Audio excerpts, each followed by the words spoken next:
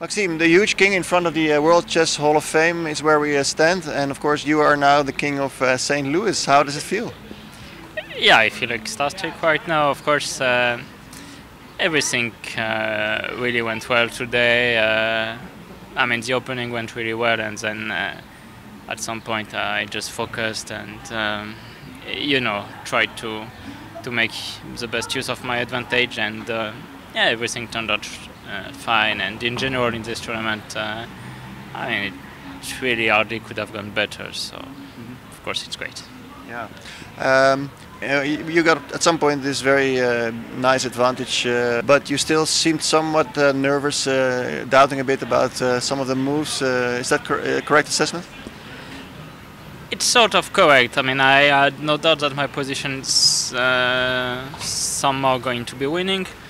But of course, when I decide to take a radical decision like c5, I took most of my time to be sure there wasn't going to be any hiccups, because I mean, it somehow spoils part of my positional advantage, but then of course I get to make better use of my knight on f5, and I mean, then after I managed to keep it forever with g4, then I know it's over. To what extent were you looking at the possible scenarios before going into this game? Because it was, of course, as you mentioned yourself, there's some weird tiebreak regulations here, and there were so many possible scenarios. Yeah, weird is not the word. I mean, senseless. I mean, they're just senseless, and it's actually sad that the rules are like that, and I'm definitely hoping there will be a change for next year. And why is it actually sad, you think?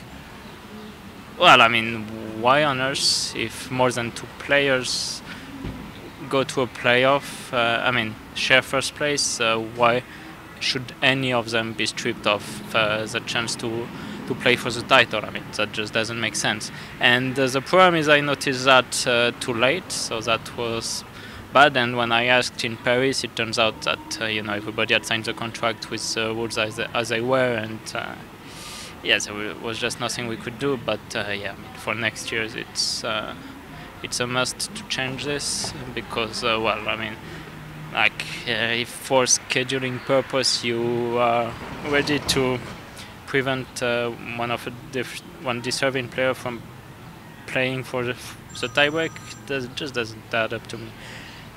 This apart, yeah, I knew the scenarios, and it turns out that actually, given the results of today, if I drew, I think I would have played in a tiebreak against Magnus, if I'm correct.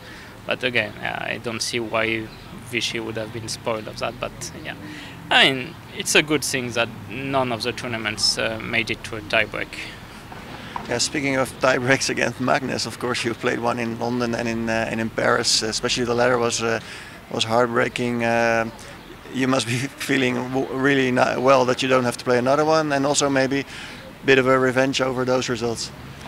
I mean, in general, I don't mind playing tiebreaks. I mean, if it means I've played a great tournament. But of course, it's even better when you win without. And you won the tournament by beating Magnus. That was a very nice game for the viewers. It was a bit topsy-turvy, but yeah, key for the tournament in the end. No, I liked very much playing that game, because we got a very unusual position, and everything, every decision we took needed some judging, some ground, and I felt like we both did quite a good job in the middle game. I mean, there were a few things I could have done better, there were a few things he could have done better, but in general I think we actually showed pretty good chess, and then he actually tricked me before move 40, after which I was in trouble, but then it turned out that he misjudged a line that he thought winning, and then somehow got in trouble. Okay, and what are you going to do to celebrate today? I mean, there will be drinks, there will be Avalon, and there will be Bagaus, and maybe something more. I mean, the night's young, and there's plenty of time to do whatever chess players can come up with. Awesome. Thanks a lot and congrats. Thank you.